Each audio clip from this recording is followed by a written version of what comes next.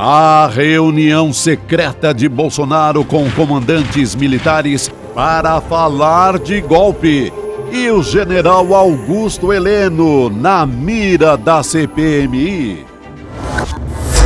Rosa Weber dá voto histórico em sua despedida do STF e coloca o aborto no centro do debate. Investigado. Sérgio Moro vira alvo do Conselho Nacional de Justiça.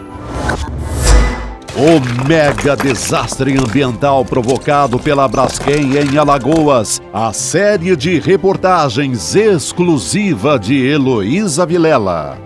O ICL Notícias, segunda edição, está no ar.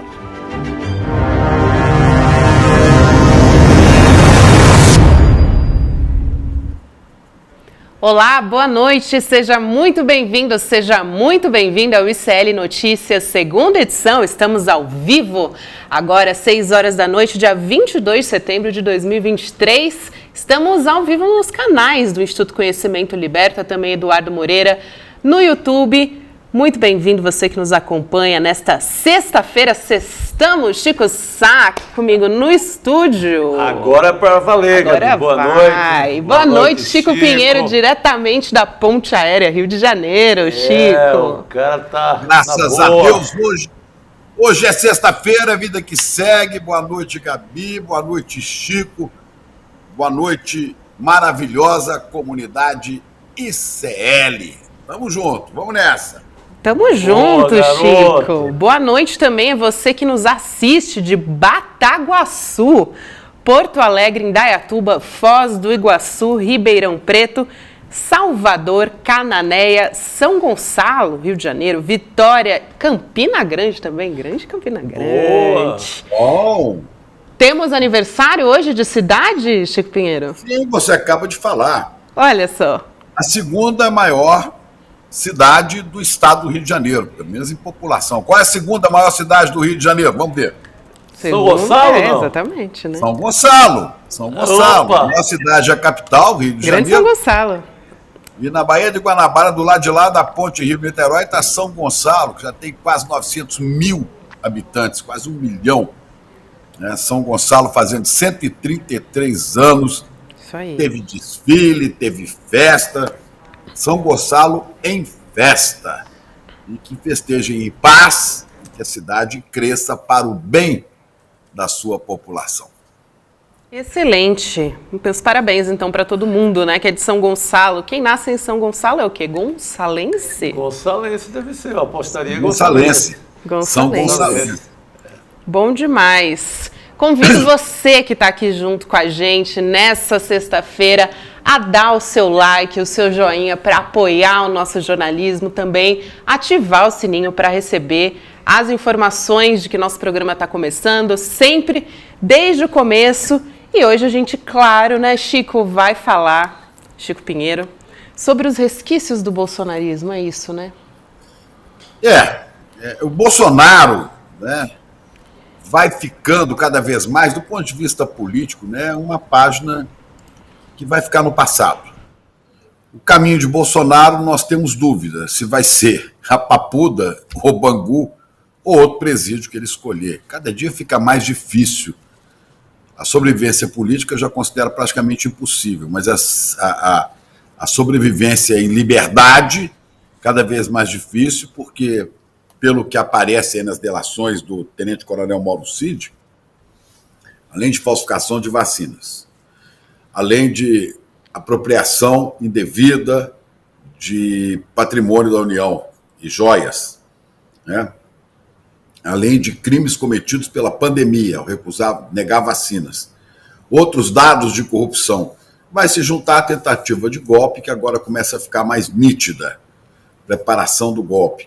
E talvez comprove-se a liderança de Jair Bolsonaro naquela arruaça de 8 de janeiro, aquela tentativa de quebrar tudo e de dar um golpe na democracia brasileira. Bom, o destino de Bolsonaro, então, eu acho que está praticamente definido. Mas o bolsonarismo, esse demora a morrer. Esse demora a acabar. porque tem muita gente que ainda não tem acesso às informações, porque vive fechado na bolha da extrema-direita. Tem os bolsonaristas fanáticos, aqueles que falam com ET, que põem a mão em cima dos celulares, que batem continência para pneu. Essa turma não tem muito jeito, não. Né? Então, esses são os fanáticos. As pessoas que votarem em Bolsonaro por equívoco vão se corrigindo e vai ficar para trás. Mas esse bolsonarista continua. E com eles, muitos ligados às forças de segurança. Né? Polícia Militar, Polícia Rodoviária Federal, militares em geral, né? São muitos ainda bolsonaristas e aprenderam com Bolsonaro que os métodos são esses aí, da truculência, do abuso da força, do uso indevido e criminoso das armas e da farda que nós, sociedade, lhes autorizamos a usar para a defesa desta mesma sociedade. Mas às vezes se acham mais do que deviam. Em São Paulo, recentemente, a gente falou aí, aquela Operação Escudo, a vingança pela morte de um cabo da Rota resultou em 28 assassinatos.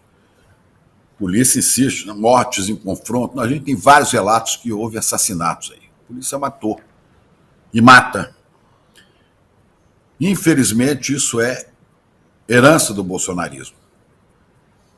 No caso de Salvador, que se tornou a cidade, e a Bahia em geral, Salvador e o Estado, 6 pessoas morrem. A polícia diz que morreram em confronto, né? E confronto nem sempre comprovado. Nós temos vários, nós já temos dezenas e dezenas, são mais de 50 mortos em 30 dias, por ação da polícia em comunidades mais pobres. E com o governador Jerônimo sem poder se mover, né? Porque a polícia parece que age à revelia das autoridades. E o governo acaba sendo um tanto refém disso aí. Eu sei que é um pouco diferente, não é porque ele é da esquerda e do PT, não. Mas em São Paulo, o governador Tarcísio incentiva a violência e aplaude a violência da polícia e justifica. Na Bahia, o governador está um tanto refém disso e justiça seja feita. Isso vem com culpa do passado também, de 4 governos do PT. O governo de Jacques Wagner e o governo de Rui Costa. Essa polícia na Bahia está cada vez pior. São vários mortos e é preciso que isso acabe. É preciso que o país defina uma política de segurança pública, que os estados adotem essa política, uma política que leve a polícia a defender a população ao invés de atacá-la. E defender com inteligência, com investigação, defender com ação firme, mas dentro da lei. Não é para agir fora da lei que a sociedade lhes dá o direito de usar armas e usar da violência legítima para a defesa de todos. Em São Paulo, hoje, tem uma boa notícia. A Justiça de São Paulo determinou, coisa que o governador não queria, obriga Tarcísio a garantir câmeras em fardas durante operações. A partir de agora, acho que é um prazo aí de 90 dias, para que os policiais só possam participar de operações com as câmeras corporais instaladas em suas fardas. Os policiais que não estiverem com a câmera instalada funcionando não poderão participar de ações policiais. A Bahia está longe disso, mas que siga o mesmo caminho. Ontem, conversando com alguém que esteve recentemente na Bahia, eu fiquei sabendo que o outro problema que alegam que está havendo na Bahia é a evasão de vários grupos criminosos do Sudeste, inclusive do Rio de Janeiro, de traficantes e milicianos para o Nordeste em geral, para a Bahia e para outros estados do Nordeste. Mas a resposta a essa ação de marginais, de criminosos na Bahia e em outros estados do Nordeste não pode ser nunca a solução em que a polícia é agente da lei, ao mesmo tempo é juiz, que condena e que executa, sendo que não existe pena de morte previsto na legislação brasileira. É isso aí. Vamos ver se alguém cuida, alguém do governo, principalmente do governo federal, do Ministério da Justiça e Segurança Pública, desmembrar de uma coisa da outra ou não, mas caminhe para a política séria de segurança pública. Ou estaremos vendo esses fatos se repetirem todos os dias, o que é uma vergonha e um desassossego, um desespero para as populações pobres, negras, periféricas, que são as principais vítimas da truculência bolsonarista policial. É isso.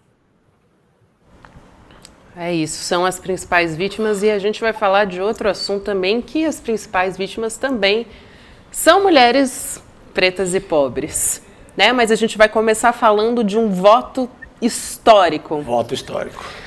Muito importante, ministra Rosa Weber, hoje, presidente do Supremo Tribunal Federal, votou a favor da descriminalização do aborto até a 12ª semana de gestação. Quer dizer, comecinho da gravidez, né? Até os 3 meses ali de gestação. O voto da ministra foi num julgamento que foi iniciado meia-noite dessa sexta-feira, plenário virtual da Corte, e o ministro Luiz Barroso pediu destaque. Então, nesse momento, a votação foi suspensa, ainda não tem prazo para ser retomada, mas a gente tem os trechos do voto da ministra Rosa Weber, e é isso que eu quero trazer aqui. A gente vai colocar, a nossa produção vai colocar aqui, eu vou ler para vocês esses trechos, porque foi um voto muito forte, né, Chico? Um ato final muito, da ministra, a muito ministra forte. Deixa o STF com um grande e muito bem fundamentado voto. Exatamente. A gente destaca aqui alguns trechos que ela diz o seguinte: a questão da criminalização da decisão, portanto, da liberdade e da autonomia da mulher, em sua mais ampla expressão, pela interrupção da gravidez, perdura por mais de 70 anos em nosso país. E ali ela está se referindo ao Código Penal de 1940, então era Vargas, né? O momento que isso foi decidido, a gente vivia numa ditadura. Vamos contextualizar. Nós, mulheres, não tivemos como expressar nossa voz na arena democrática. Fomos silenciadas. Tem outro trecho também bastante interessante, que ela diz: a mulher que decide pela interrupção da gestação nas 12 primeiras semanas tem direito ao mesmo respeito e consideração na arena social e jurídica que a mulher que escolhe pela maternidade. Olha só a fala, Chico Sá e Chico Pinheiro também, que nos ouve no Rio, a fala da ministra Rosa Weber, a importância de ela pautar esse debate nesse momento, num momento em que a gente está saindo, né, de um governo Bolsonaro. Sim. E no momento também de que a gente tem uma reação conservadora muito forte. Foi imediata, né? Sim. Inclusive, a gente teve lideranças religiosas já se posicionando, né, Chico Sá? Por exemplo, o arcebispo de São Paulo, Dom Odílio Scherer, foi um deles. Sim, o mais, eu ia falar surreal, mas não é surreal, porque é muito real, na verdade, é que nesse momento junta a todas as igrejas, né?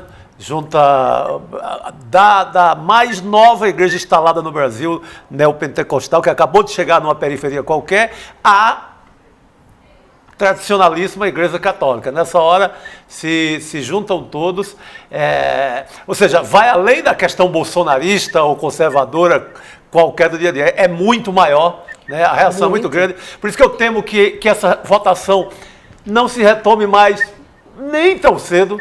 Talvez nem na gestão do Barroso. Quando o Barroso pede vista, eu acho que ele tranca e não quer me meter com essa história.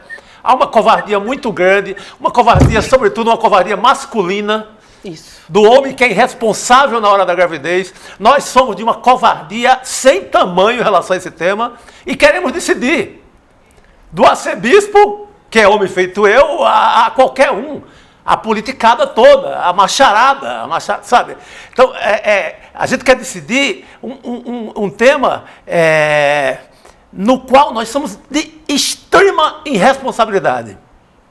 Senão a gente inclusive, não teria na hora tantas da gravidez, crianças sem o nome do pai na certidão na hora de da nascimento. gravidez, pegue o número de crianças sem o nome do pai. Então, macharada, esse é um assunto das mulheres. É isso, exatamente. A gente tem por exemplo, só para título de curiosidade aqui, né? O Brasil registrou mais de 100 mil crianças sem nome do pai só em 2023. Só em 2023. Então, é isso que a gente tem. Eu vou puxar, Chico, porque a gente tem 3 situações hoje em que o aborto é permitido no país. Sim. Quando a vítima, né, a mulher, é estuprada, quando tem um feto anencéfalo, quer dizer, que não tem cérebro, e em caso de risco da morte da mãe. Mas a realidade é muito além disso, porque, na verdade, é muito difícil para essa mulher conseguir ter acesso a essa questão, que é uma questão de saúde pública, em qualquer um desses casos em que o aborto é legal. Então, a gente teve, por exemplo, uma criança de 11 anos, esse é um caso bastante recente, foi no ano passado, em junho do ano passado, que ela foi vítima de estupro. Sim. E normalmente isso acontece, né, com crianças e meninas jovens quando elas estão dentro de casa. Então, essa é uma informação bastante importante. Né? Um familiar, um pai, família, um tio, exatamente. Ataque da própria família. Ligado à família.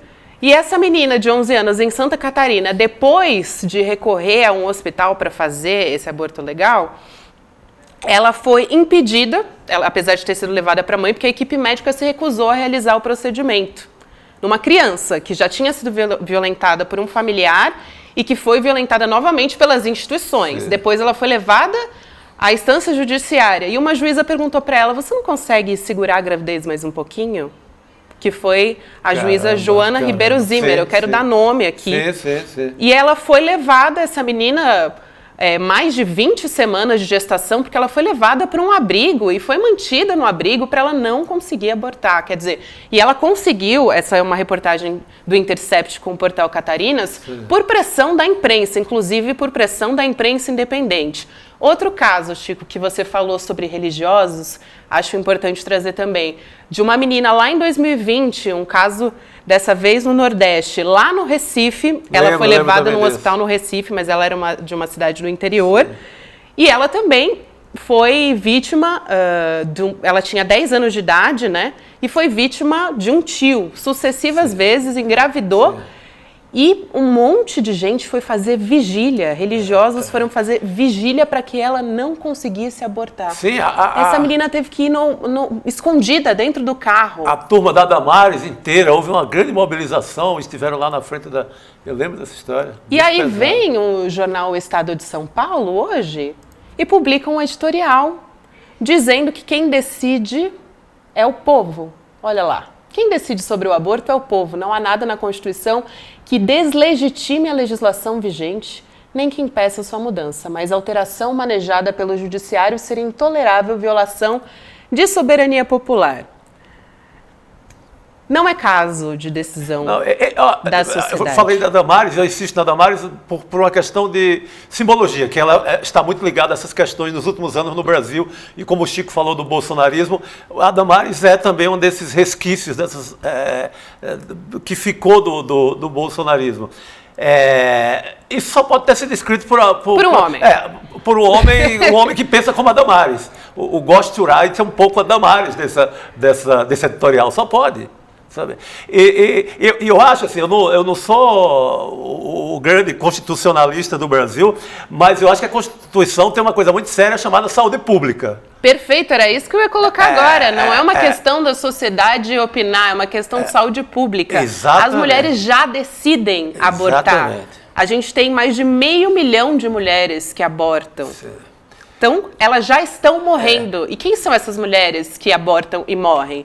São mulheres que vão a clínicas clandestinas, porque são pretas, porque são pobres. Exatamente. Essas mulheres já estão morrendo. Mulheres que têm dinheiro, elas recorrem ou pagam rios de dinheiro para conseguir abortar. Sim, aí com clínicas de luxo que funcionam. Sai do Brasil. Clínicas de luxo que funcionam ao serviço dos ricos. É assim que funciona. A Rosa Weber, voltando, tem um trecho que é muito importante, que toca nessa questão que você falou agora, Gabi, que ela fala... mulheres que fazem aborto, que convivem com a gente, ou seja, ela está se referindo à parte privilegiada da sociedade, que está aqui entre nós, está no Supremo, está em Brasília, está no restaurante bom de Brasília, está na Avenida Paulista, está no restaurante bom de São Paulo, está perto do Dom Odilo, lá. Exatamente. Se brincar, está indo na missa. Entendeu? Porque tem dinheiro e faz uma clínica de luxo. A mulher pobre, preta, periférica, morre. E a gente não pode discutir do ponto de vista do moralismo, porque tem muita gente, não, mas o bebê... Gente, primeiro que o feto é uma expectativa de vida. Sim. Ele não pode ter mais direitos do que uma mulher, que tem uma história, sim, que tem uma vida, que tem pessoas, sim, que a amam, sim, né? Provavelmente você, sim, conhece uma mulher que já abortou e você nem sabe, porque são muitas, sim, mulheres que abortam. Sim, sim. Então, como se defende o jeito do feto e se defende depois, lá na frente, que essa pessoa pobre, negra, possa morrer? Isso não pode... O pior tá aí gritando igual um editorialista do Estadão e fez com a namorada, sabe? Fez com a mulher, entendeu? Usufruiu desse luxo da saúde pública para quem tem dinheiro. E, sabe, e na hora de defende a morte de quem não tem dinheiro para pagar e acaba numa clínica clandestina em qualquer lugar, ou usando o remédio inadequado, isso, né? E por aí vai. Só para fechar a questão dos dados, Brasil tem uma morte a cada 28 internações por falha na tentativa de aborto. Isso é uma informação da reportagem da Asmina, que também é jornalismo independente. As mulheres pardas tem mais do que o dobro de risco de morrer do que as mulheres brancas. É isso que a gente está falando aqui. E já que eu falei de meninas, de mulheres jovens, 1 em cada 2 mulheres fez um aborto na juventude, antes dos 19 anos de idade. Então, a gente não pode decidir do ponto de vista moral enquanto as mulheres estão morrendo, porque elas estão morrendo. É isso, né? Bom, vamos dar uma olhada no tweet também do Dom Odílio? Claro! Oi, por favor, Francisco. Não, porque eu fiquei aqui assistindo, eu queria falar também sobre esse assunto. Fica à vontade, Chico. Obrigado. Primeiro eu queria registrar, para você veja, Gabi, Chico, como é importante você ter mulher no Supremo Tribunal Federal. Eu não consigo imaginar um ministro do Supremo, do sexo masculino, dando o voto corajoso e histórico que Rosa Weber dá hoje. Talvez esse voto só tenha sido possível porque vem de uma mulher. E não são todas as mulheres. Rosa Weber teve coragem de dar esse voto histórico. Isso é uma coisa a ser registrada. Outra coisa, Chico, parece muito maior o leque da rejeição religiosa a esses temas, não é? Muito maior do que esse que vai da Igreja Católica aos evangélicos. Vamos tirar a dúvida em breve, porque está nas mãos de qual ministro que você falou, Chico? O ministro Barroso. Que está... O Barroso pediu vistas. Sim, você sabe qual é a religião do ministro Luiz Roberto Barroso? Suspeito, mas não. Luiz Roberto Barroso é judeu. Ele professa o judaísmo, ele celebra as datas judaicas. E vamos saber se, além da Igreja Católica evangélica, das evangélicas, também o judaísmo assume as mesmas posições. É bem provável. É bem provável, porque vem da tradição, né? Da tradição judaica, que é muito, muito patriarcal. Então pode ser que ele também se manifeste contra. Mas eu não vejo possibilidade, não vi a possibilidade de um voto como esse sair de outro ministro macho, masculino, do Supremo Tribunal Federal. Ou dificilmente de alguma outra corte que não seja o Supremo, com votos de homens. Então é importante ter essa visão. O lugar de fala, o lugar do voto feminino. É muito importante. A outra coisa que eu vejo e considero uma hipocrisia é a ignorância das pessoas quanto ao aborto, que a Gabi falava há pouco, os abortos que são praticados clandestinamente no país e que são gravíssimo problema de saúde pública e que não são considerados nessa hora. Porque as mulheres que têm dinheiro, que têm posição social, abortam de qualquer maneira. Sempre tem, de qualquer maneira não. Abortam quando precisam, porque tem apoio para isso, né? Apoio técnico, inclusive. Enquanto que as mulheres pobres, não. Não, eu não estou querendo que o aborto seja estendido a todo mundo. O aborto não pode ser, né, uma questão de controle de natalidade, de planejamento familiar. Não se faz isso com aborto. Absolutamente não. mas esse direito de decisão é da mulher. E cabe à sociedade, e mesmo, a meu ver, né, mesmo a quem professa uma fé cristã, cabe à sociedade assumir o papel que Jesus assumiu diante da pecadora que ia ser apedrejada e dos sacerdotes da época. Né? Quem não pecou, atire a primeira pedra. Alguém julgou? Alguém te julgou? Eu também não te julgo. Então, essa é uma decisão da mulher. E os religiosos, católicos, evangélicos, seja lá quem for, deviam estar preocupados em dar amparo às mulheres que engravidam, às meninas que engravidam, para ajudá-las a decidir qual o caminho que vão tomar diante de uma gravidez indesejada e muitas vezes forçada. Eu vejo muito pouco apoio nessa hora. Né? A mulher, Chico, é assim, larga para lá. Né? E o cardeal? O cardeal. Os cardeais são assim, são todos machos, né? E eu me lembro aqui de Caetano Veloso, na música O Haiti, né? Quando ele fala da pena capital, e o venerável cardeal disser que vê tanto espírito no feto e nenhum no marginal. Olha que interessante. Os cardeais costumam ver muito espírito nos fetos e nenhum no marginal. Porque se há um aborto, a gritaria na Igreja Católica é uma coisa terrível.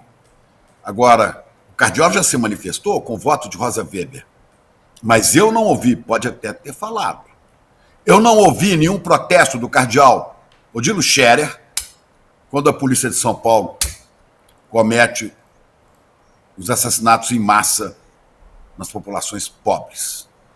Aliás, continua sendo assim. O cardeal defende a pena capital porque diz que vê muito espírito no feto, mas parece que não vê nenhum naquele considerado marginal. É hipocrisia, é hora de se repensar, olha, e abusa da leitura bíblica quando publica uma coisa como esta aí. Isso é um abuso, isso é uma apropriação indevida, salvo o melhor juízo, com a desculpa do cardeal, autoridade dentro da Igreja Católica. Este é um uso indevido do Evangelho, usado neste caso e não usado em outros. E é um uso indevido para condenar aqueles a que ele devia acolher, como Jesus fez com a mulher adúltera. É isso que eu queria dizer. Excelente, Chico. Muito bom. Vamos continuar, então. A gente deu essa olhadinha, né, no que você estava falando do Dom Odilo, né, o Chico Sá. Olha só o que ele publicou, né? Momento em que um feto chamado João Batista reconheceu um embrião chamado Jesus. Invocando a religião, né, para justificar. E como o Chico acaba de dizer, né? Porque o que o Chico conhece muito mais religião e Bíblia do que eu, é o uso indevido, né? Pinça ali uma história da Bíblia para fazer uma propaganda do pensamento dele. E usando da forma errada, né? Digamos que eu não quero entrar nem nessa questão. Reinterpretando, né? Vamos dizer assim. Colocando uma gravidez no meio de uma imagem que não cabe, né? Nem vamos dizer que é errada, é simplesmente oportunista, politicamente oportunista. Não é? Será que ele ouviu alguma mulher? Ele ouviu alguma mulher para proferir essa coisa aí, essa bobagem? Desculpe, Dom Gilo, o senhor fala uma bobagem. Será que o senhor ouviu alguma mulher para saber disso? O senhor imagina como a Maria, mãe de Jesus, veria uma situação como essa? Então é muito fácil, né, condenar as mulheres pobres, segregá-las no gueto, né, e não ver, e não bradar quando os pobres são massacrados, são mortos por ações de violência da polícia, da classe dominante, como foi em São Paulo. Como é em São Paulo, com moradores de rua, espancados, mortos muitas vezes. E eu me lembro que certa vez custou, o falecido cardeal Cláudio Rumes, até conversei com ele, custou a sair do Palácio Arquiepiscopal para ver o sangue dos pobres escorrendo nas sarjetas de São Paulo. Mas saiu. Saiu depois de uma conversa e bradou contra aquilo que eu dizia, é o sangue de Cristo que é derramado. E parece que o cardeal não está vendo, não é? O sangue de Cristo também é o sangue da mulher. Eu acho muito bom a ministra Rosa Weber ter essa coragem, porque eu não vejo isso supremo, e nós vamos saber como é que um judeu analisa quando pede vista esse tipo de conduta.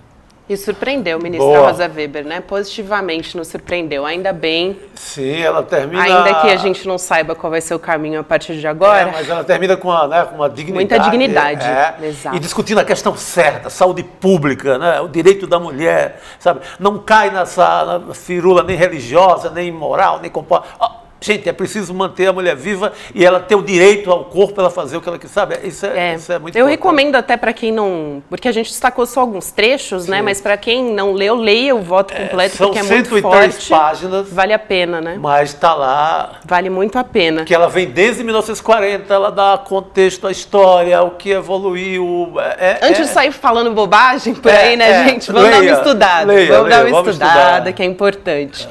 Vamos falar sobre o trecho da delação de Mauro Cid também que vazou. Ele teria dito, vamos colocar dessa forma, que Bolsonaro recebeu do assessor Felipe Martins uma minuta do golpe. Você deve se lembrar, a gente está falando sobre isso desde ontem. E que ele, Jair Bolsonaro, levou para os comandantes militares. O plano teria tido apoio, então, de Almir Garnier, o almirante da Marinha. E hoje uma matéria do jornal Valor Econômico colocou mais uma pitadinha, mais um molho nessa história. Segundo a jornalista Maria Cristina Fernandes, o então comandante, né, do Exército, General Freire Gomes, ameaçou Bolsonaro de prisão se ele seguisse com o plano. A frase foi a seguinte: se o senhor for em frente com isso, serei obrigado a prendê-lo. Gente, Guga, boa noite para você. Já comecei jogando essa bomba no seu colo, simplesmente. O que faltou para prender o homem, Guga? O que faltou? Tá vendo? Deveria ter agido, né? Porque ter agido já de imediato. Ele estava... o famoso tragou e não... fumou e não tragou, que o Lênio falou ontem e tal. Se trata de golpe, quer golpe. Não tem como tratar isso de uma maneira educada e diferente. Né? Pois é, golpe é golpe. Claro, foi uma reunião, segundo relatado pela Maria Cristina, ela conseguiu se aprofundar um pouco mais neste ponto da delação, né, que até ontem a gente sabia que Almir Garnier, ele teria, segundo o que tinha vazado pelo UOL, ele teria topado, teria dito que estava só ao aguardo de uma ordem. E aí, nesta reunião, que teria sido com os 3 comandantes das forças, o comandante Freire Gomes do Exército teria dito que, olha só, se for nessa daí, eu seria obrigado a prendê-lo. Mas, como está relatado pelas delações, pelo que saiu da delação, tinham os outros 2 comandantes ali, o da Marinha e o da Aeronáutica. O da Marinha ficou a favor e o da Aeronáutica ficou mudo. É o que está dizendo agora também essa reportagem do Valor Econômico. Ou seja, esse da Aeronáutica, que é considerado também um bolsonarista de carteirinha, pelo jeito estava em dúvida. E aí se posicionou de maneira firme. Essa é a versão, a gente não pode esquecer, do Mauro Cid. O Mauro Cid é do Exército, é um tenente-coronel. Uma das missões dele com a delação é tentar, de alguma maneira, limpar a barra também do Exército. Não estou dizendo que ele está mentindo e nem que a reportagem, enfim, está errada. A reportagem de fato apurou o que saiu na delação. Não estou dizendo que ele está mentindo. Agora, é um recorde que acaba sendo melhor exatamente para o Exército, que é onde ele faz parte, que é a força que ele faz parte. Então, se foi de fato o que o Mauro Cid relatou, como está na reportagem, é claro que tem esse lado positivo para o Exército, de passar a imagem de quem de fato atuou para coibir o golpe. Um teria ficado calado, que é o da Marinha, que é o da Aeronáutica, o Carlos Batista Júnior, e o Almir Garnier teria topado. Então é óbvio que nesta circunstância, neste recorte, fica um pouco menos pior, digamos assim, para o Exército, já que ele deveria de fato ter agido ali, deveria, se ele percebeu que aquilo era um chamado para um golpe, ele deveria ter agido, não deveria ter deixado ali na moita, mas como um outro comandante topou e o outro ficou calado,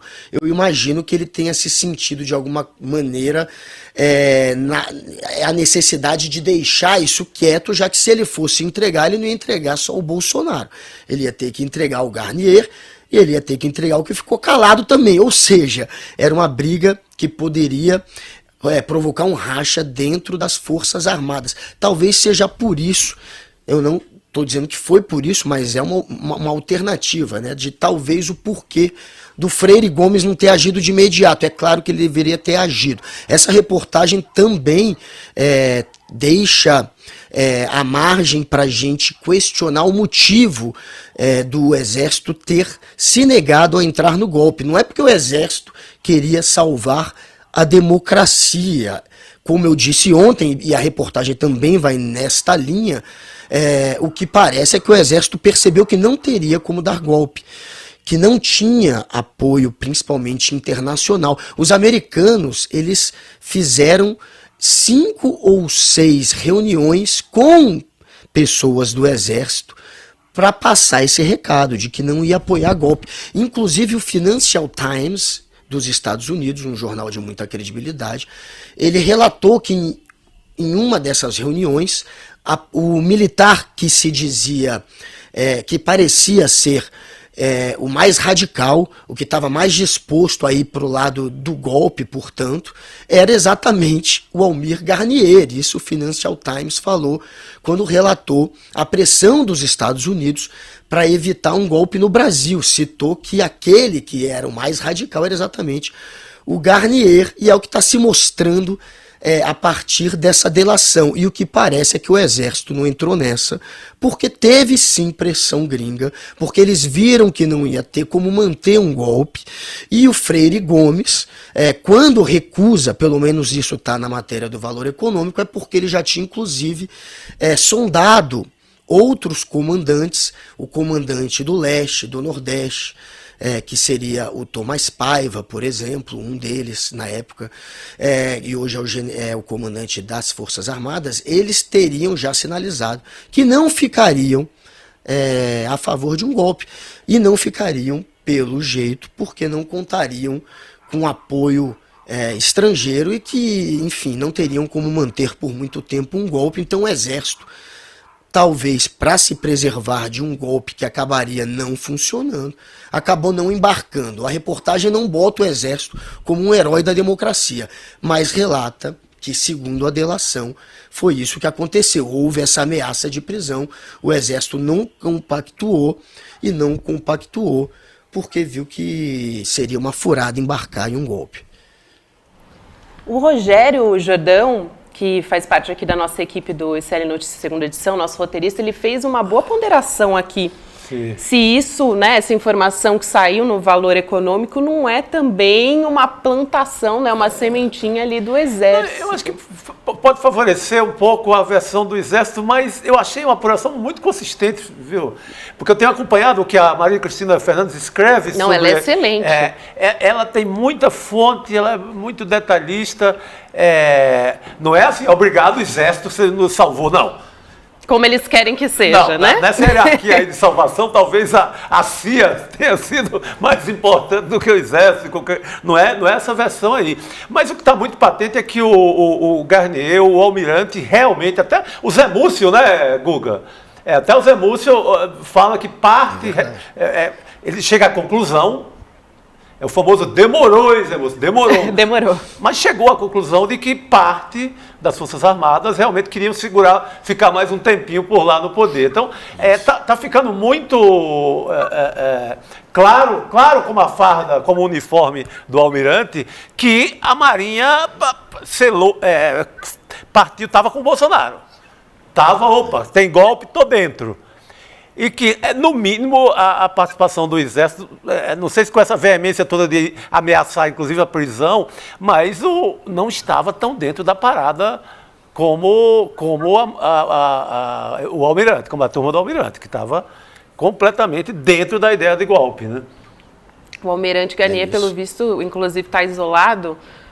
E no passado, engraçado isso, né? Engraçado não, curioso, vamos dizer assim. Ele dizia que as Forças Armadas eram uma grande família. A gente tem essa declaração dele nas redes sociais, as FA, né? As Forças Armadas são uma grande família a serviço da pátria, desde o Império, e assim continuarão a ser até o fim dos tempos. Que bonito.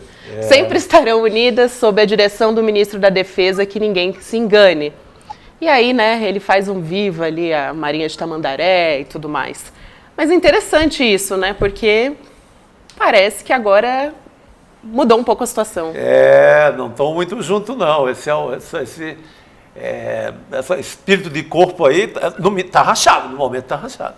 Ninguém fala em on, né? Ninguém fala abertamente, né, Chico e Guga. Ninguém tem esse relato de hoje, que é o relato importante da apuração da Maria Cristina Fernandes. Bolsonaro não fala, Almirante não fala, general não fala, ninguém fala. Resta a gente ir apurando e especulando, né, Guga? Por que não fala, né, Chico? Porque é melhor não falar para não se entregar mais, né? Para não produzir provas.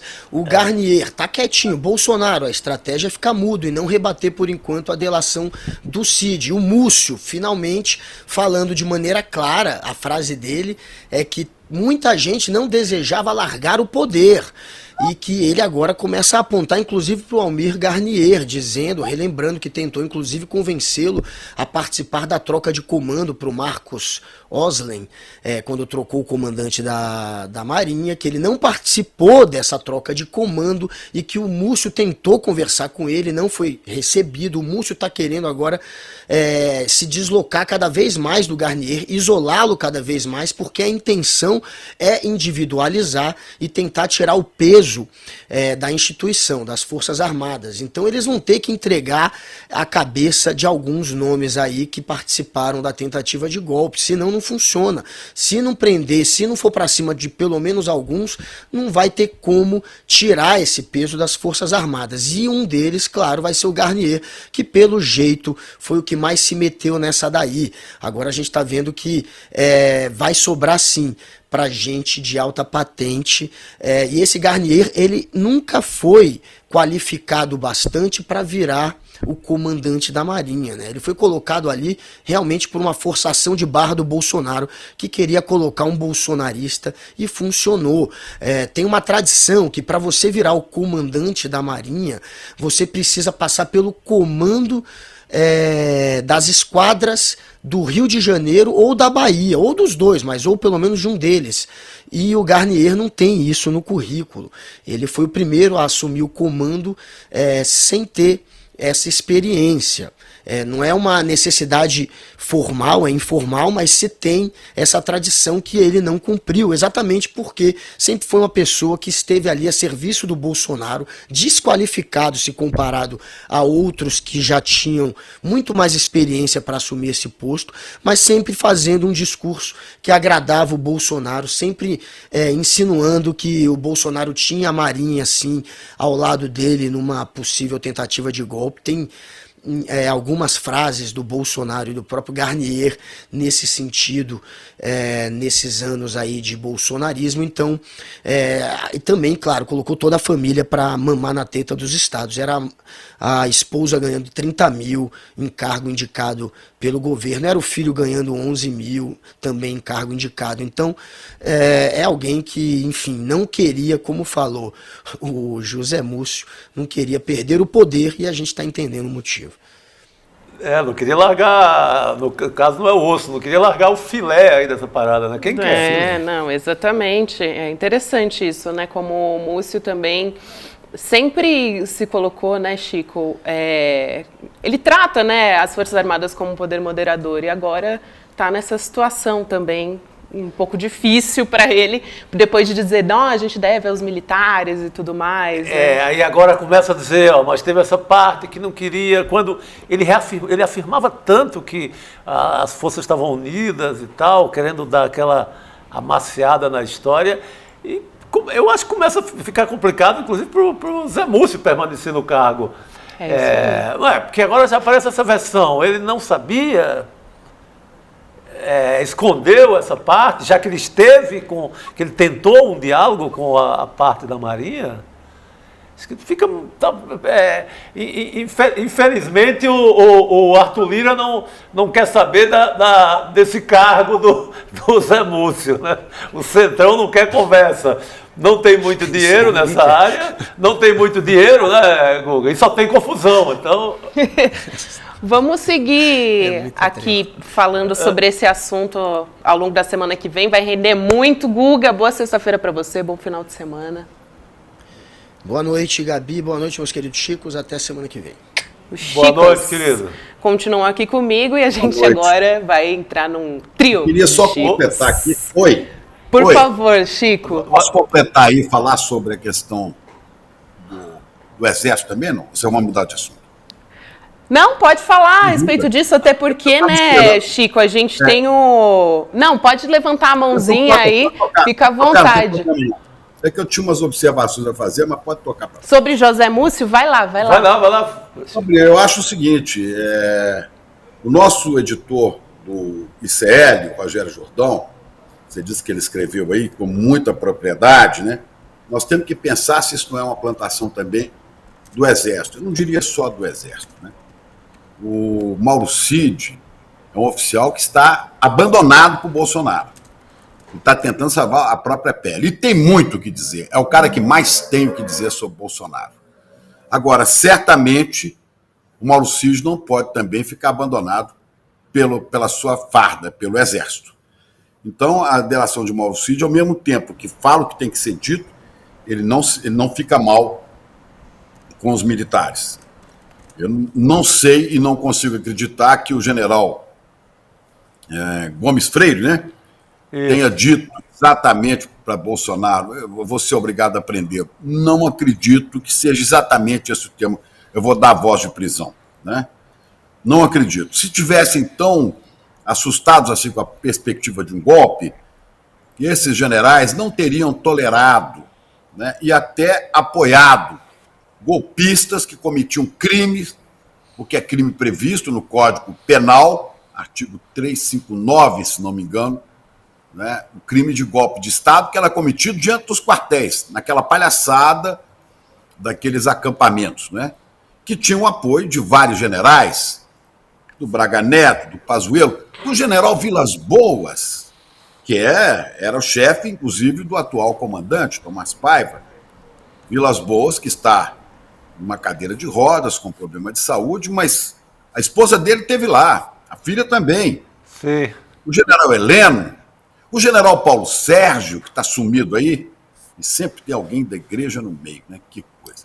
Bom, então esses generais todos do Exército, que se refere do Exército, por omissão, participaram daquilo que resultou nos atos do dia 8, guardando, protegendo aquelas pessoas que cometiam crimes em frente aos quartéis. Então pode ser uma coisa oportunista, também, eu volto a essa expressão, agora é dizer, não, o Exército não participou disso, o general chegou a chamar a atenção de Bolsonaro, né? Agora é bom lembrar também que esses rumores saíram aí, que o governo estadunidense, através inclusive da embaixada, teria levado ao conhecimento da cúpula militar, e provavelmente do Exército mesmo, a informação de que não apoiaria um governo golpista no Brasil, um governo que destituísse aquele que foi eleito democraticamente. E mais, que aí mexe com o bolso. Os militares brasileiros têm vários acordos de cooperação, de intercâmbio com os militares dos Estados Unidos. Isso desde a Segunda Guerra Mundial. Sim. É um diálogo permanente, troca de favores, academia militar para lá, academia militar para lá, né? Apoio de várias formas, eu não sei precisar, mas parece que inclusive apoio material também. E o governo norte-americano teria feito chegar ao conhecimento dos nossos chefes militares que, em caso de um golpe, não só não teríamos o apoio deles, nós brasileiros, o governo brasileiro, não teriam, né, os golpistas, não teriam o apoio deles, americanos, estadunidenses, como poderiam ter imediatamente a ruptura desses acordos, que ia complicar muito a situação. Então é bom olhar isso com muito cuidado, né? Porque você acaba pegando aí um almirante para boi de piranha, não que ele não mereça, né? Almirante no Rio, não no mar, para boi de piranha, não que ele não mereça, se é que o Mauro Cid falou é verdade, esse almirante tem que ir em cana mesmo, né? Mas que não tirem os olhos do verde oliva não, porque o Exército tem muito o que dizer. Eu quero saber como é que eles ficaram sabendo disso e ficaram calados, como é que eles toleraram aquela ruaça na porta dos quartéis, né, e apoiaram. Há muito o que fazer. E eu gostaria que, ao invés da polícia e das investigações levantarem os nomes dos generais, dos oficiais envolvidos nisso, que as forças, como eu disse ontem, revelassem à sociedade. Aqui no nosso grupo teve fulano, fulano e fulano que participou disso. Então estão aqui os nomes, participaram. Sim. E os entregassem à justiça. Sabe o nome disso? Qual é? Sabe, Chico? Se chama covardia. Boa, disse tudo. É mesmo, é isso mesmo. Colocando os pingos aqui nos is. Vamos chamar o Chico Alves pra gente juntar um trio de Chicos agora. O mundo Chico Alves, que tá combinando com o Chico Pinheiro na camisa e tudo. Boa noite, Chico Alves. Vamos falar sobre CGU. Boa noite, Gabi. Boa noite, Chicos. Falo sobre o que você quiser, você manda. Boa noite, querido. Chico Alves, a gente teve a Controladoria Geral da União anunciando hoje que vai enviar para o TSE, né, Tribunal Superior Eleitoral, a conclusão daquelas auditorias realizadas no pagamento de benefícios criados pelo governo Bolsonaro lá em 2022. Interessante que tem tudo a ver com isso que a gente estava falando agora, que o Chico estava tratando, porque a gente está falando de benefícios, né? O Exército teve tantos benefícios ao longo das últimas décadas, mas segundo a CGU, 1,97 bilhão de reais foi pago indevidamente por meio dos auxílios taxista e caminhoneiro. E tem ainda os empréstimos consignados do Auxílio Brasil, vocês lembram disso? 93% concedidos entre o primeiro e o segundo turno e com taxas, né, inclusive justo para os mais pobres, essas taxas, de 50%, bem mais altas do que as oferecidas para os funcionários públicos. Conta essa história aí pra gente, todos os detalhes, Chico Alves. Pois é, quem está contando todos os detalhes é a CGU, está levantando direitinho, com calma, com detalhismo, essa história que dá a dimensão da importância da pujança da vitória do Lula nas urnas na última eleição. Você vê como o governo Bolsonaro, jogou dinheiro pela janela, botou dinheiro no bolso de muita gente que não estava no escopo desses benefícios, simplesmente para comprar voto. Resumindo, é isso. Foram quase, arredondando, 2 bilhões de reais distribuídos entre o primeiro e o segundo turno, a maior parte, né? A grande parte, para comprar votos, algo que sequer no ano eleitoral nunca foi permitido. Dessa vez foi permitido, a Câmara aprovou isso, e completamente sem critérios, né? A gente está vendo aí já os dados que você deu. Agora eu quero dar um dado aí, são várias informações do absurdo que foi essa distribuição de dinheiro que a CGU divulgou hoje, mas auxílio taxista, 80% dos beneficiados não deveria receber, não estaria habilitado, não estaria naquele limite, não seria o público-alvo desses taxistas que deveriam receber. E alguns nem tinham carteira de habilitação e receberam esse benefício. No caso do Auxílio Brasil, Bolsa Família, né, que hoje é Bolsa Família, né, o consignado que foi liberado, na verdade, o que é o consignado para a Bolsa Família? Quer dizer, é um valor que é é o mínimo para uma família se manter, o Auxílio Brasil na época, né? Era o mínimo para uma família se manter. Aí você vem numa campanha eleitoral e diz assim: ó, você está recebendo esse dinheirinho, mas se você quiser, você ainda pode pegar dinheiro emprestado. Olha, se a família, se aquela família está passando dificuldade, qualquer dinheiro que você ofereça a ela, ela vai aceitar, né? E muitos aceitaram e tiveram que pagar juros nesse consignado, em cima desses benefícios, de 50%, um juros que representa o dobro do que é cobrado no consignado dos servidores federais. Ou seja, a Caixa Econômica Federal, nessa época, a Caixa Econômica Federal, tradicionalmente, é conhecida e reconhecida como o Banco do Trabalhador, o Banco do FGTS, por onde as pessoas recebem seus benefícios. Nesse caso, a Caixa Econômica era contra o trabalhador, contra o povo brasileiro, porque estava oferecendo dinheiro que depois era cobrado a um juro extorsivo de 50%. E 5 mil famílias dessas pegaram empréstimos consignados com parcelas que comprometiam mais de 40% do seu benefício. Ou seja, a pessoa recebia aquele dinheiro, ficava feliz e tal, pensava assim: vou votar nesse governo aí, no Bolsonaro, que está me dando a oportunidade de pegar um crédito consignado. Depois ia pagar um valor de parcela que levava quase metade do seu benefício. Ou seja, era completamente, era um plano maquiavélico que realmente a gente é de espantar que a campanha de Lula, dessa frente ampla que se formou, tenha conseguido suplantar essa chuva de dinheiro que Bolsonaro fez cair na cabeça dos eleitores. Não, o que só mostra o tamanho dessa vitória, né, Chico? Chicos. Xará, Chicos. Pois é, eu acho uma loucura, porque foi uma derrama, né? Soltaram dinheiro de todo jeito e foi praticamente um milagre.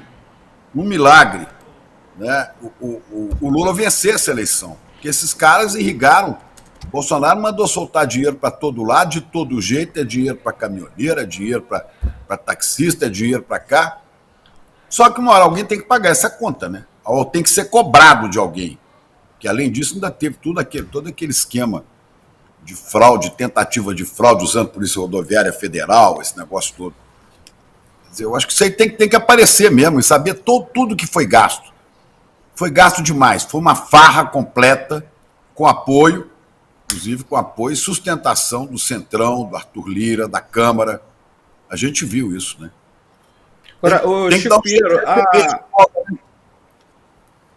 Pode ser Rolex. Pode ser Rolex e Patek Philippe pagando de volta, vocês não acham? É uma boa. Mas o descontrole no setor de penhora, né? No setor de penhora lá, né, Chico? Tem que devolver tudo lá.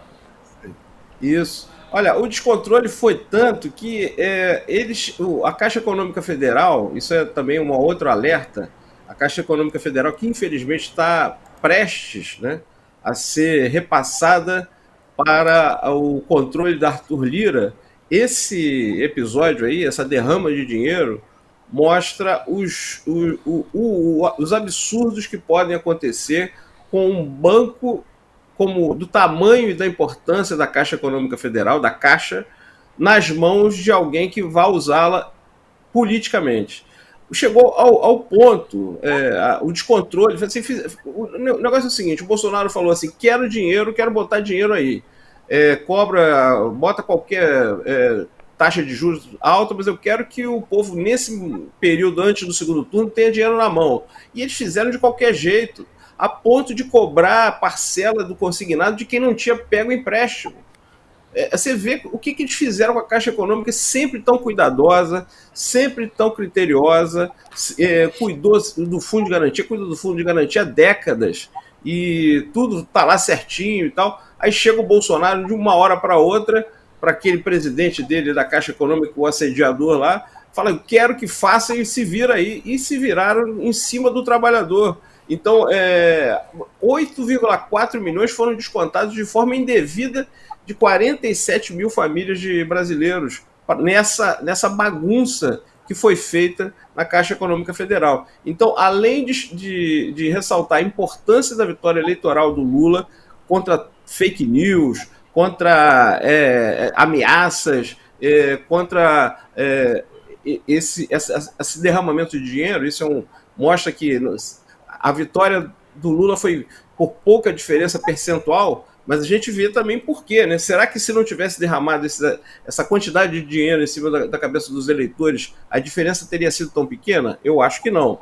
Além desse alerta, a gente vê também como o que pode acontecer quando um banco do tamanho da Caixa Econômica é usado de forma política. Talvez isso pudesse ser um case, né, para o governo Lula pensar bem antes, que uma coisa que já parece o martelo já está batido, mas antes de entregar para o Arthur Lira, é bom pensar no que pode vir por aí de problemas se realmente essa entrega para o Lira for consumada.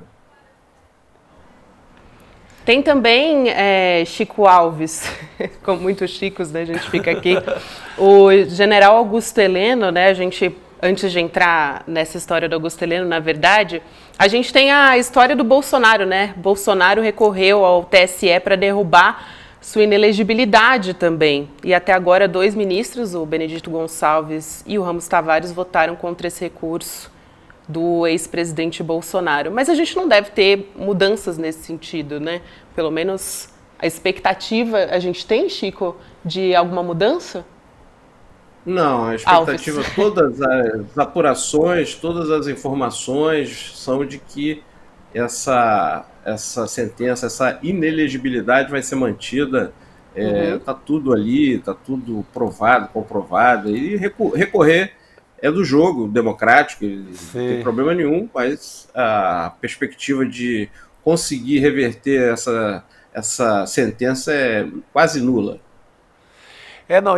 Os votos muito consistentes, né? Claro. Provas, uma fartura de provas. Não tem para onde ir isso aí. Não tem como, é só o esperneio que tem direito, mas nada mais.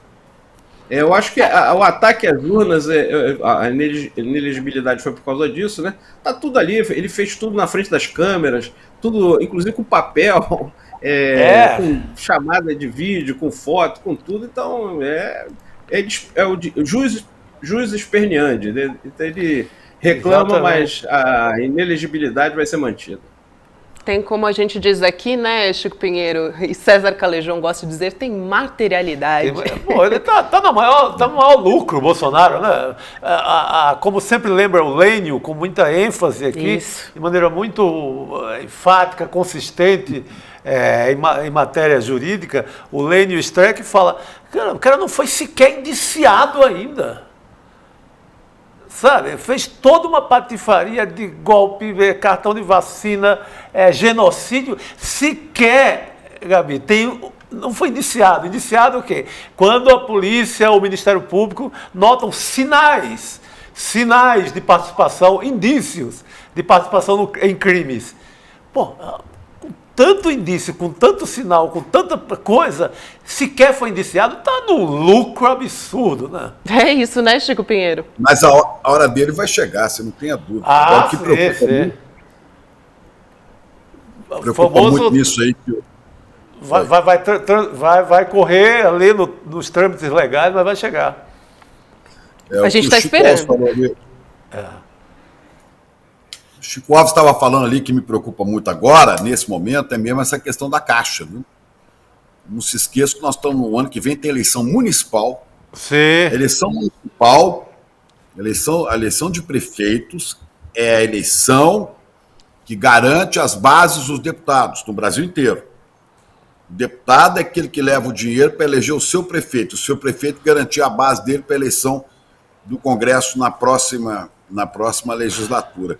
E o gravíssimo dessa história é que se esse é o pior Congresso que nós já tivemos na história, e talvez seja a pior Câmara dos Deputados que nós já vimos, né, nós corremos um sério risco, com a Caixa na mão do Lira e suas 12 vice-presidências, da gente ter no próximo no próximo mandato, um Congresso ainda pior do que esse. Porque esse povo vai dominar. São 4 mil e não sei quantas agências da Caixa. Mais de 5 mil agências. Tem mais do que uma por município, no Brasil inteiro.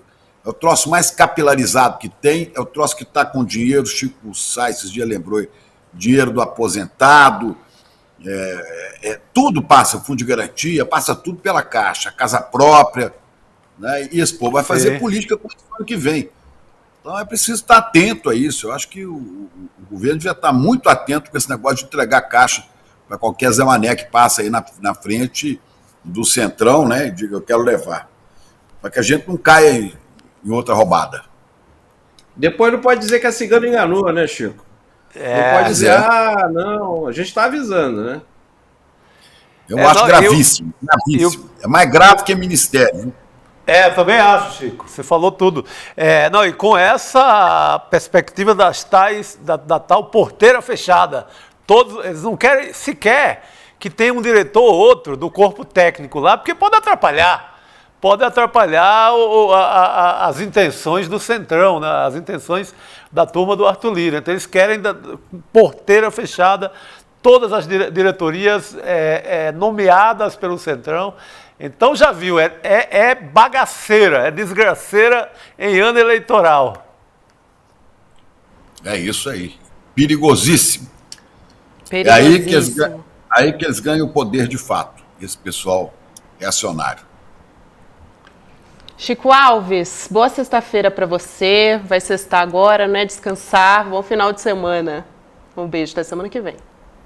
Obrigado, Gabi. Bom final de semana para você também, para o Chico Pinheiro, para o Chico Sá e para todo mundo que está vendo a gente. Até a próxima semana. Todo mundo fica louco no chat quando entram os três Chicos. Querido. Nossa audiência fica louca. eu adoro o trio de Chicos. É Chico demais, né? É Chico demais. A música que você cantou essa semana. Se tu quiseres, Chico. Se tu me quiseres. É isso aí. Agora a gente tem convidado aqui nos aguardando, né? Por isso que a gente se despediu de Chico Alves, deputado Rogério Correia, deputado federal pelo PT de Minas Gerais. Já começo dando boa noite para o deputado e abrindo a conversa, não tem como. Deputado, boa noite. O general Augusto Heleno vai ser ouvido na próxima terça-feira pela CPMI. O que a gente pode esperar desse depoimento? E também Alan Diego, né, acusado de planejar ali um atentado à bomba no aeroporto de Brasília. Semana que vem promete. Tudo bom, Gabi? Um abraço para você e para os Chicos, né? A chicaiada. Rapaz, a festa de Chicos. Dois alvinegros aqui. Dois alvinegros. Nós, Galo, e o Chico Sá Santos. Eu também sou alvinegra, mas corintiana. Alvinegra do Parque São Jorge aqui também. Exatamente. Tem mais Então é tudo alvinegro, viu? Tudo alvinegro. O Chico Pinheiro é o nosso Chico Mineiro. É isso? Então um abraço para vocês. Olha, pessoal, a CPMI está esquentando e nós já estávamos preparando para fazer o relatório, indiciar o Bolsonaro. Nós vamos indiciar ele com mais força agora, porque o bicho está pegando. Aquele Wellington Macedo que foi lá, só contar um negócio para vocês. No final das contas, ele ficou tão isolado porque os bolsonaristas não quiseram defendê-lo ali. Ele chamou todo mundo lá, dos deputados e tal, no vídeo que eu apresentei, de traidores. Chorou que estava sendo abandonado. A Elisiane Gama, senadora, relatora, ofereceu uma delação premiada para ele, consultou advogado e topou, viu? Então, os fantasmas de Bolsonaro estão aparecendo. Ele fechou, deputado? Está fechado isso? Está fechando. Diz que topa, o advogado está esperando os últimos documentos e nós vamos mediar uma delação premiada. Então, dois fantasmas de Bolsonaro. O Wellington, que adorava ele, né? Era o mito dele. Quis até botar uma bomba para poder incentivar que houvesse um estupim golpista e a partir daí as Forças Armadas entrassem, né? Era isso que ele queria. E também o Mauro Cid. Então são dois personagens e duas delações importantes. O Mauro Cid conhece tudo Bolsonaro e o Wellington Macedo conhece de quem financiou e como é que se deu o acampamento, como é que se uniam os golpistas dentro daquele acampamento. Ele tem muito a contar. Vai ser uma delação importante. Agora, além disso, vem agora os generais, que é o que estava faltando na CPMI, né? Todo mundo cobrando, generais vão, general não vai. Nós agora entramos na fase de escutar os generais mais de cima, principalmente depois da delação do Mauro Cid. Então, veja bem, semana que vem vai o general Heleno.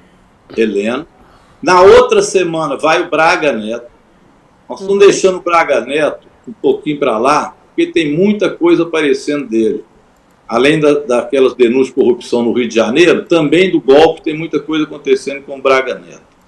E nós ainda vamos ter que ouvir da turma lá de cima o almirante Garnier, que é o que disse que estava com as tropas prontas, né, para dar o golpe. Da reunião com Mauro Cid. Mauro Cid conta que o Bolsonaro estava lá com uma minuta do golpe feita pelo Felipe Martins, que era assessor do Bolsonaro e fascista, racista, aquele que fez gesto de supremacista branco no Senado.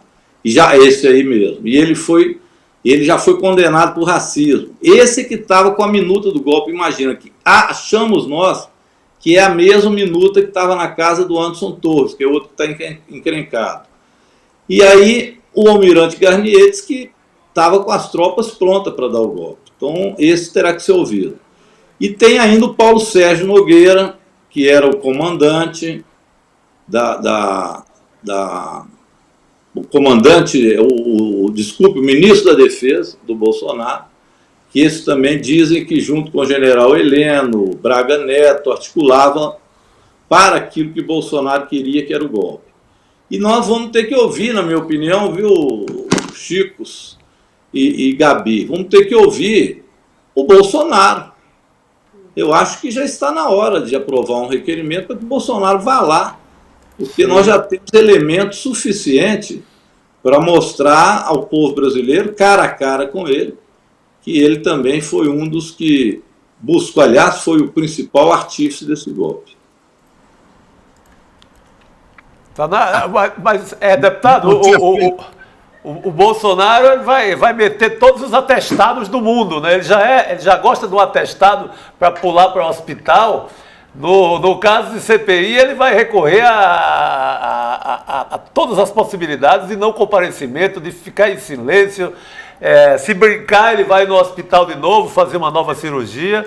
Vai ser difícil capturar esse ex-presidente para a CPMI, né? Acho que vocês vão ter dificuldades, mas a intenção é mais do que necessária. Tem um riff dele e da Michelle que nós temos que aprovar. O presidente da CPMI, ele estava ainda indeciso, ele está indeciso em relação a isso. Ele achava que não havia elemento suficiente para pedir para quebrar o sigilo do Bolsonaro e da Michelle.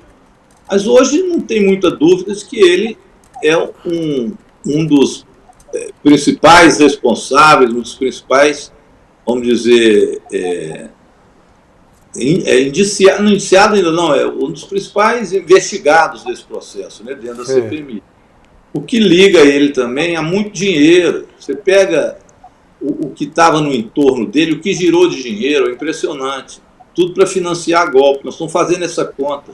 Você pega os três que eram do ajudante de ordem dele, Crivellati, aquele sargento, que eu esqueço o nome, mais o Mauro Cid, todos três tinham junto muito dinheiro. O Crivellati, o sargento e o Mauro Cid.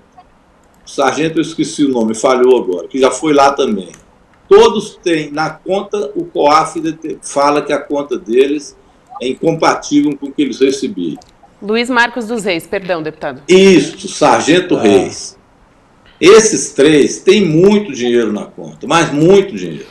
Então ali era uma lavagem, ali passava também o pagamento das contas da Michelle, escola da filha deles, o próprio Sargento Reis acabou confessando que pagava mesmo a escola, esse aí mesmo. Então veja bem, esse também é outro, estão falando que está quase prestando também delação premiada, viu?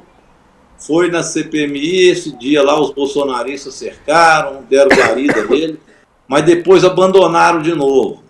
Então esse também pode prestar delação premiada daqui a pouco tempo. Então eu acho que está fechando o cerco mesmo, né?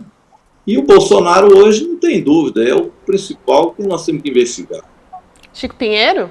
Deputado, eu queria só saber, havia um pedido seu já, estava protocolando, eu te ouvi falar semana passada, do depoimento do Bolsonaro. Vocês vão chamar ele para depor logo? Essa é uma questão. E a outra é o seguinte, como é que vocês vão conduzir uma CPI em que os ministros bolsonaristas no Supremo a inviabilizam? Não é autorizando alguém a ficar calado, não, como ficou o Mauro Cid aí. Dizendo que a pessoa não tem que comparecer. Quer dizer, acaba a CPMI. Né? Como é que vocês vão resolver isso? E eu queria saber sobre esse depoimento do Bolsonaro, que se o Bolsonaro tiver que depor, você tem a dúvida que os 20% dele não vão aparecer e falar, não, o senhor não tem que ir lá? Então, Bolsonaro nós temos que aprovar o requerimento. O primeiro empecilho é o presidente da CPI colocar em votação. Mas nós vamos colocar na ordem de prioridade dos nossos requerimentos o Bolsonaro. Então, vamos ver. Ele pode dar essa sorte de cair na mão, o habeas corpus dele, um dos ministros terrivelmente bolsonaristas, né? Que são os que estão impedindo a testemunha de lá. Nunca vi isso na vida. Impede a testemunha de ir. Foram duas testemunhas importantes, viu, Chico? O Crivellati, que até hoje é o ajudante de ordem dele, e que tem toda a relação com o Sargento Reis e com o Mauro Cid. O Crivellati é um homem que também intermediou a venda das joias. Então ele tem a ver também com a intermediação do cartão de vacina falso para ele fugir e a joia para acumular dinheiro. E fora tudo que ele sabe da vida dele. E aquela Marília, que não foi, é aquela lá de trás do segundo turno, que fez a lista que o doutor Anderson Torres mandou, e mandou para a polícia do Ministério da Justiça, né? Depois foi para a Justiça e não organizou inteligência para reprimir os golpistas. Mas lá atrás ela organizou a lista das cidades, que era para a Polícia Rodoviária Federal não deixar os nordestinos votarem nas cidades onde o Lula tinha sido vitorioso no primeiro turno. Essa não foi o depoimento dela é importante, é muita coisa que ela fez a mando de Anderson Torres e orientado por Bolsonaro, que vai do segundo turno até o dia do golpe. Então ela tem a ligação toda. E esses ministros estão fazendo a obstrução da CPMI. Na prática é isso que eles fazem. Eles agem politicamente contra a CPMI. O Nunes Marques e o Mendonça. Todos dois. André Mendonça. É isso, deputado Rogério Correia, muito obrigada pela sua presença aqui. Só para responder ao Chico, o que nós estamos fazendo? Bem, nós fizemos o recurso, viu, Chico, aos dois ministros, o que vale pouco, mas também nós solicitamos ao Supremo Tribunal Federal que coloque no pleno uma definição sobre o que é e unifique uma posição. Porque não dá para cada ministro ter uma posição e alguns ministros não respeitarem o Instituto da CPMI, ou seja, não respeitarem o Congresso Nacional. Você tem razão. Se a moda pega, não vai ter mais CPI nem CPMI. Porque de nada, né? Vai ter CPI de nada. É só... De nada. Alguém tem interesse em impedir a ida dos depoentes, acabou. Exatamente. Se ele não tiver que ir, não tem mais CPMI. É isso, deputado. Obrigada. Boa noite para o senhor. Boa sexta-feira. Bom final de semana. Obrigado, pessoal. Bom grande abraço para o senhor lá na CPMI. Ficamos na luta lá. Isso, obrigado, deputado. Boa noite. Bom, eu vou chamar aqui o terceiro episódio da série especial do SL Notícias, que a Elo vem tocando sobre um dos maiores desastres ambientais em áreas urbanas do país, um desastre em Maceió, Alagoas, que foi cometido pela empresa Braskem de mineração petroquímica. Foram mais de 50 mil pessoas desalojadas e a gente tem trazido uma série de reportagens especiais aqui. Te dou boa noite, Elo. A gente já vai chamar aqui a sua reportagem especial. Boa noite. Olha, é o maior desastre em área ambiental do mundo, em área urbana. Vamos acompanhar.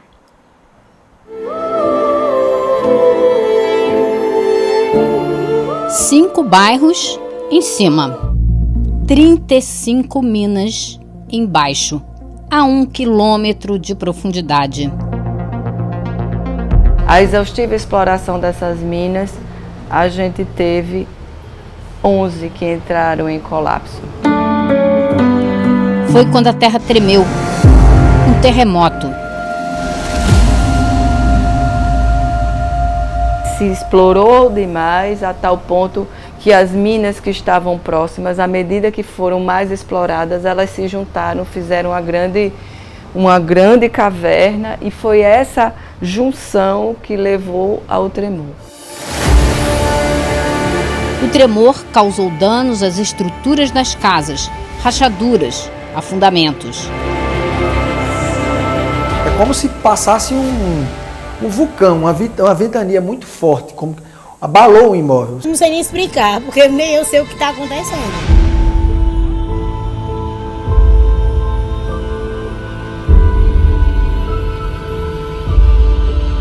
E agora, 5 anos depois do tremor, a água brota do chão. Já aqui a quantidade é maior, olha lá.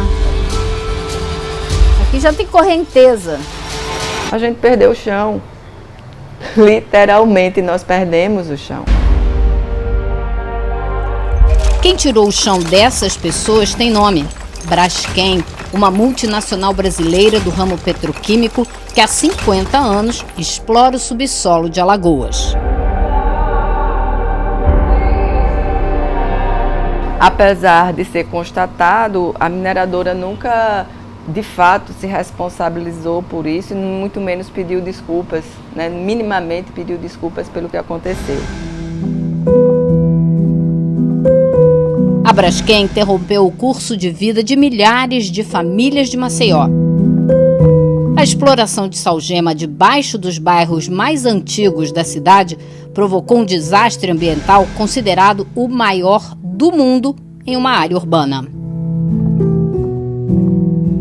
A gente precisa entender que esse desastre ele está em andamento, ele não terminou e ele é silencioso porque ele está embaixo da terra. São crateras que estão a 1 quilômetro de profundidade. Gardênia é uma das mais de 50 mil pessoas que não tiveram escolha. Ela passou a infância, a adolescência e o começo da vida adulta aqui, na casa dos pais. A 1,4 km de distância, ela criou as filhas. Minha mãe foi grávida de mim para lá, então eu já morava no Pinheiro e nasci lá.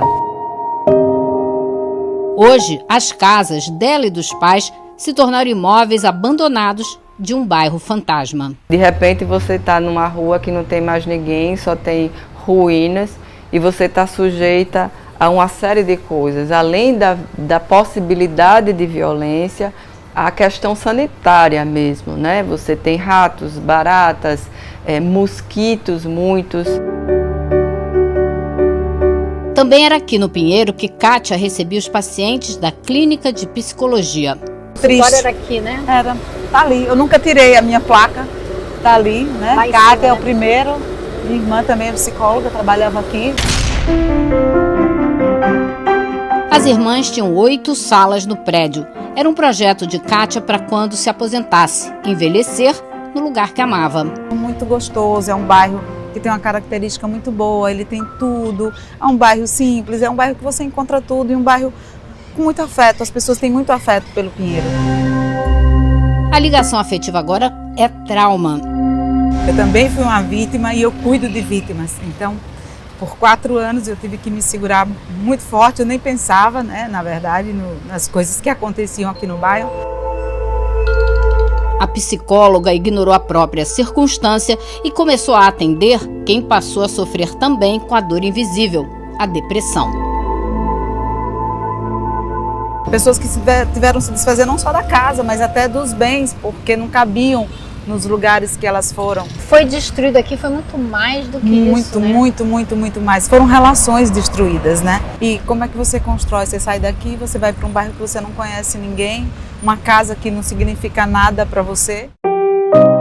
A urbanista Gardênia achou uma maneira de compensar a ausência do lugar em que viveu a vida toda.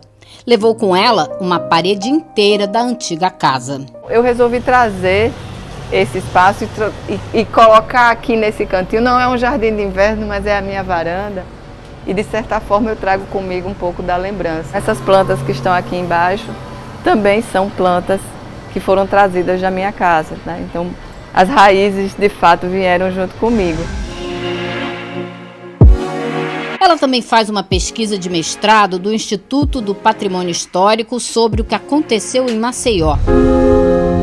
E resolveu documentar o luto de toda uma comunidade. Eu tentei pensar em formas alternativas de pesquisa, então tentei trabalhar inicialmente as pichações. Antes de sair de suas casas, as pessoas foram e fizeram as suas pichações. O princípio da pichação é o princípio de que a pessoa não foi ouvida e ela quer dizer para o mundo o que foi que aconteceu e o que está acontecendo. As relações afetivas, os vizinhos que se conheciam, a padaria preferida, as escolas, foi tudo pulverizado. Sei que o ser humano ele é adaptável, você vai trabalhando para que a pessoa se adeque ao novo momento, ao novo lugar, mas é muito difícil, porque é muito doloroso, porque não foi uma escolha que você fez, né? Foi uma coisa que foi imposta a você fazer, você se desfazer de tudo que você tinha. Quando é uma escolha, é muito mais fácil você suportar. No próximo episódio, os acordos que a Braskem propôs e a vida de quem está em regiões afetadas e até hoje não foram consideradas áreas de risco. O isolamento e o ilhamento é pior do que o afundamento.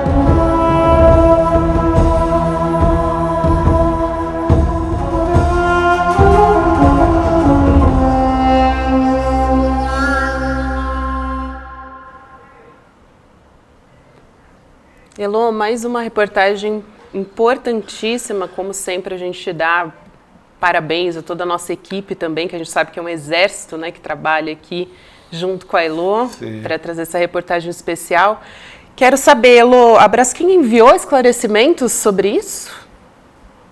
Pois é, a gente mandou uma lista de perguntas para a Braskem e ela mandou umas respostas. E eu acho que uma delas fala justamente do que os moradores mais reclamam, o fato dela não ter admitido culpa, e de não ter nem pedido desculpas, como diz a Gardênia na matéria, né? E a Braskem diz que o que aconteceu ali foi resultado de um terremoto, sim, mas que esse terremoto foi provocado por um grupo complexo de problemas que não se limitam à mineração. Há uma falha geológica, problemas de drenagem. Então, ela, de fato, não admite completamente a culpa pelo que aconteceu, o que deixa os moradores ainda mais irritados, com toda razão. Sem dúvida. Olha aí, Elô, os trechos que você comentou aí sobre o que a Braskem se posicionou. A gente tem alguns posicionamentos, né, sobre estudos técnicos que dizem que foram realizados nos últimos 4 anos. Fato é que essas pessoas foram completamente impactadas, né? As imagens são, não dá para você teimar com ela, não é qualquer notinha de uma empresa, escolhendo palavrinhas ali na frieza de uma assessoria de imprensa, que vai dar uma resposta para esse povo, né? O desastre é muito grande. Eu fico até pensando, se esse desastre fosse em São Paulo, no Rio, porque a imprensa cobriu muito mal isso. Se fosse em São Paulo, no Rio, será que tinha sido assim? Sabe? Perfeito, Chico. Você tocou num ponto que os moradores lá tocam toda hora. Se fosse num lugar que não Alagoas, será que ia ser tratado dessa maneira? Duvido. Se fosse no centro de São Paulo, não ia acontecer. Agora, você acha que alguém ia permitir que se fizesse uma mineração debaixo de Higienópolis ou do Leblon? Não ia, já não sairia de cara, é verdade. Mas mineradora faz farra em tudo quanto é lugar, viu? Os caras fazem estrago onde podem. Porque em Minas Gerais, veja, foram 300 mortos lá em Brumadinho. Sim. Foram 300 mortos naquela barragem da Vale lá que rompeu, né? E as pessoas não... Eu não sei de grandes punições, não. Está tudo contornado, está tudo resolvido. Né? Ô Chico, a mineração faz o estrago onde pode? Não, é onde as autoridades permitem. Sim. Assim, onde tocam, eles fazem estrago, não tem jeito. E estamos entregues a esse pessoal. Madeireiros e mineradoras, os males do Brasil são. Se pudesse. Isso mesmo. Falar da saúde e da saúva. Pesado, né? Que segue, né? Você fica ou isolado ou afundado. Só tem duas opções. E o desastre continua se ampliando e a empresa não reconhece os outros bairros que já estão afetados. E ela diz que não são de risco. A gente vai ver mais semana que vem. Não é de risco, não. Exatamente. Vamos continuar acompanhando, Elo. Ainda bem que temos você. Parabéns pelo trabalho. Bom descanso, viu? Boa sexta-feira para você. Boa sexta-feira, pessoal. Um beijo. Boa noite, querida. Vamos acompanhar os melhores momentos dessa semana do SL Notícias, segunda edição, Chico? Bora lá. Bora lá. Nessa. Se tu quiseres fazer o editorial de abertura. Vamos fazer esse editorial de abertura. Se tu quiseres, Chico. Se tu quiseres. Lula fez hoje um discurso altivo, forte, em que tocou nas questões do clima, da desigualdade, da fome e da liberdade de imprensa, inclusive fazendo a veemente defesa de Julian Assange. É um alívio a gente ver que agora, finalmente, o Brasil volta a ser respeitado. O Lula, ele é uma pessoa que já gozava de um respeito internacional. Chora, neném, chora. Eu não estou nem um pouco constrangida, eu estou indignada, eu tenho ódio dessa situação. O cara tentou colocar uma bomba aqui. Visto hoje, a partir dessa delação do Cid, essas manobras têm que ser investigadas, né? Porque para que essas tropas estavam se assanhando ali perto da eleição? E o Bolsonaro... Inimigo o Brasil não, ninguém, pelo que eu sei, ninguém invadiu o Brasil, nenhum inimigo externo iria invadir o Brasil naquele momento. Abuso, assédio, não é sobre monstros. Nossa, meu Deus, esses alunos são monstros, que coisa horrorosa que aconteceu. São pessoas, são homens que são socializados assim, é sobre poder. Assédio sexual, abuso sexual é sobre poder, não é um monstro que vai te agarrar. A análise dos mais de 50 especialistas da Companhia de Pesquisa de Recursos Minerais do Ministério das Minas e Energia não deixa dúvidas. A mineração da Braskem provocou o terremoto. As minas estão desmoronando e fazendo o solo em cima ceder. Moradores foram forçados a sair da região. Porteira fechada que eu conheço é curral.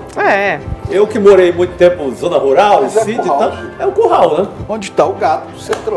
Mas a porteira fechada, a Caixa Econômica. Eu vou Chico Pinheiro. Você imagina, meu filho, eu sobrevivi até os 5 anos de idade. Ninguém me tira a vida.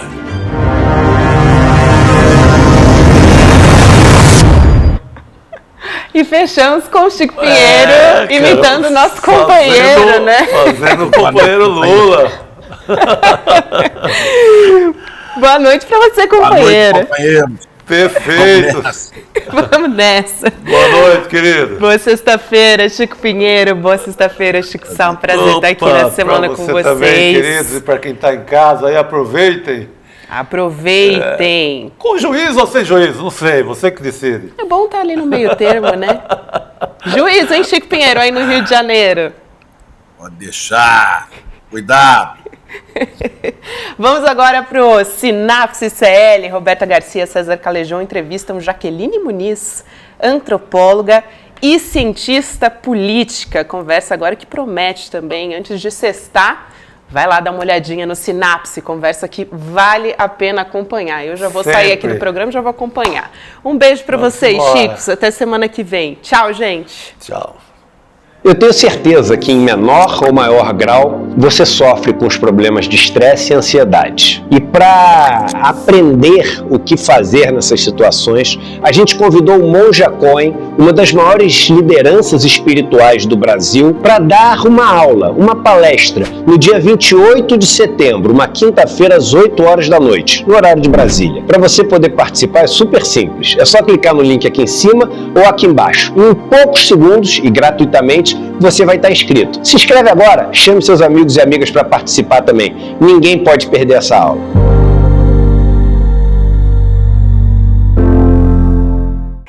Olá, eu sou a Dani Vidotti, sou professora de Yoga e Meditação e aqui no meu curso Bem-Estar Profissional você vai aprender diversas maneiras de cuidar de você dentro do ambiente de trabalho. A gente vai falar sobre autoconhecimento, vai aprender maneiras de gerenciar melhor o estresse, a ansiedade, evitar os esgotamentos, evitar chegar num burnout. E se você já teve um burnout, esse curso também é para você, porque você vai aprender maneiras de não retornar àqueles antigos padrões.